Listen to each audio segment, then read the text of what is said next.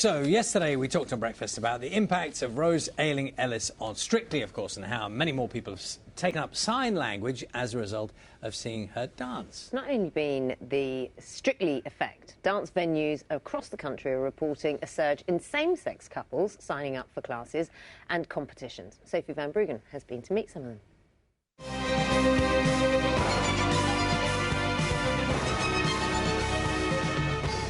John and Johannes' performances have captivated the audience, showing how traditional dances can be done differently. In same-sex dancing, anyone can dance any role, or all of them. So the first thing is you get 4 times as many chances to dance, because you could be leading or following, and you could be leading with someone who is, in my case, another woman or a man.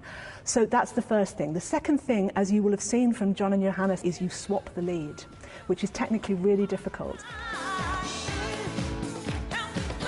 John and Johannes have inspired people to try, as venues up and down the country have reported a surge of inquiries. They're not just representing a community, they're showing what's possible, and I think a lot of people have identified with that and said, right, now's my time to come and dance.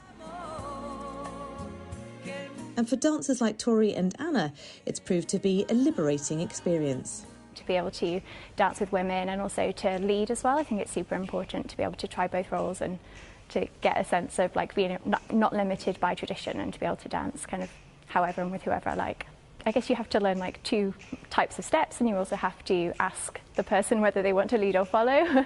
You can't just go up and assume that someone will be able to dance with you. Some people only do one or the other, so then you kind of need to work out who's more comfortable in which role, or you can switch during the dance as well. I think it creates visibility, which if you don't see yourself represented in people in the public eye, then it's so much harder to do it, whereas now hopefully more people will see themselves on that stage.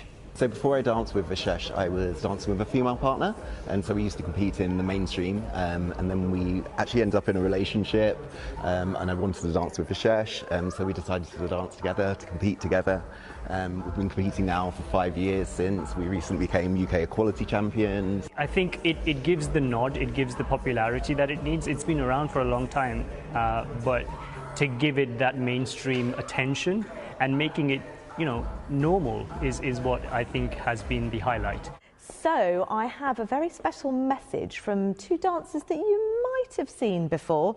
Sadly, they couldn't make it today, but they had this message for you. It's John and Johannes, and we wanted to bob on and just say how grateful we are that there's been an increased interest in same-sex dance classes. I mean, for us to have represented as same-sex dancing has been an absolute privilege, hasn't it? It has been, and we would just like to say keep dancing, and thank you very much. Thank you. Thank you.